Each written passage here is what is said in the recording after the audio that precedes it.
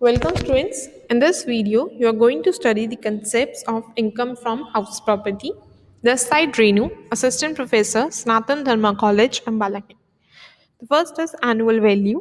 Annual value जो है वो बहुत इंपॉर्टेंट होती है हाउस प्रॉपर्टी की इनकम को कंप्यूट करने के लिए एंड वो डिपेंड करती है एनुअल वैल्यू के बेसिस पे। जो भी इनकम एक हाउस प्रॉपर्टी से अर्न होती है वो एनुअल वैल्यू के बेसिस पे कंप्यूट की जाती है। एंड हाउस प्रॉपर्टी इनकम जो होती है उसका मतलब ये नहीं कि रेंटल इनकम, बट जो भी एक्सपेक्टेड रेंट होगा उस बिल्डिंग का एंड वो हमें ईयर टू ईयर रिसीव हो रहा है, that is included in the income from house property. Definition of annual value section 23 के अंडर एनुअल वैल्यू को डिफाइन किया गया है। Annual value of a house of property let out shall be deemed to be the sum for which the property might reasonably be expected to be let from year to year. It means जिस भी amount के लिए एक property को let out किया गया है year to year and जो भी उससे सम रिसीव हो रहा है that is included in the annual value. कि कोई भी प्रॉपर्टी है एंड उसको लेट आउट किया गया है and rent as a rent और जो भी हमें सम अमाउंट उसके रिगार्डिंग रिसीव हो रहा है वो किस में इंक्लूड होता है एनुअल वैल्यू में।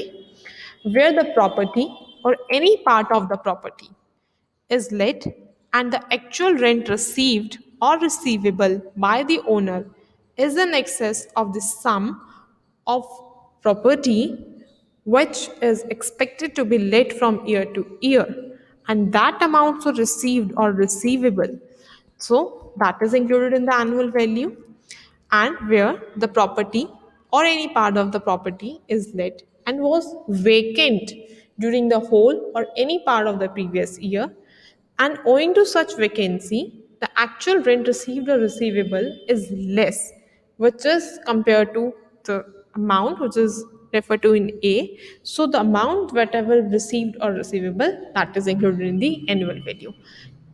The point B and C will study in detail.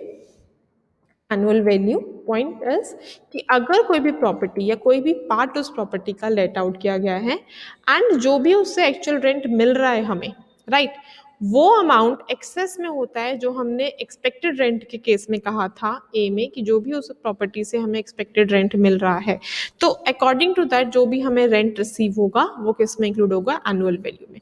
यानी कि जो भी एक्चुअल रेंट रिसीव हो रहा है या रिसीव होने वाला है अगर वो अमाउंट ज़्यादा होती है एक्सपेक्टेड रेंट से राइट एक्चुअल रेंट जो भी रिसीव हो रहा है या रिसीवेबल है वो अमाउंट ज़्यादा होती है एक्सपेक्टेड रेंट से, तो जो भी अमाउंट ज़्यादा है जो भी हमें अमाउंट रिसीव हो रहा है that is included in the annual value, that is annual value. C part क्या कहता था कि अगर प्रॉपर्टी को हमने लेट किया गया है एंड वो किसी या तो पूरे ईयर के लिए या किसी भी पार्ट ऑफ द ईयर के लिए प्रीवियस ईयर में वो वैकेंट है right and according to that क्योंकि उसकी वैकेंसी के कारण कुछ हमें रेंट एक्चुअल रेंट हमें कम मिल रहा है एक्सपेक्टेड रेंट के कंपैरिजन में, तो जितना भी अमाउंट हमें रिसीव होगा that is annual value. Actual rent जो भी हमें रिसीव्ड हो रहा है या रिसीवेबल हो है वो अगर कम होता है एक्सपेक्टेड रेंट से बिकॉज ऑफ वैकेंसी, क्योंकि वो जो हाउस प्रॉपर्टी का पार्ट था वो वेकेंट था, तो जो भी अमाउंट लेस हमें रिसीव हो रहा है तो जो भी अमाउंट हमें रिसीव होगा that is its annual value. Income from house property compute करने के लिए दिस इज द फॉर्मेट।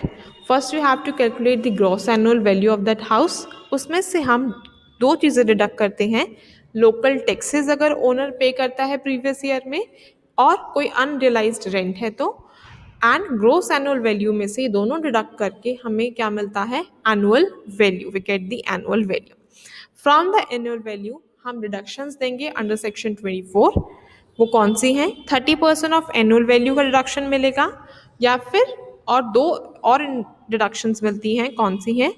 कोई भी इंटरेस्ट ऑन लोन है जो हमने किसी हाउस की परचेज के लिए या फिर कुछ कंस्ट्रक्शन करवानी थी या कुछ रिपेयर करवाना था एंड उसके लिए प्रीवियस ईयर में हमने कोई लोन लिया था तो उसके रिगार्डिंग डिडक्शन मिलती है। और इंटरेस्ट ऑन लोन जो होता है प्रीवियस ईयर से पहले जो हमने लिया होता है 5 ईयर्स तक इंस्टॉलमेंट्स तक 5 इक्वल इंस्टॉलमेंट्स तक उसकी डिडक्शन जो है अलाउ होती है। एंड इन दोनों डिडक्शंस को देने के बाद अंडर सेक्शन 24 की डिडक्शंस को देने के बाद जो भी हमें इनकम होती है दैट इज टैक्स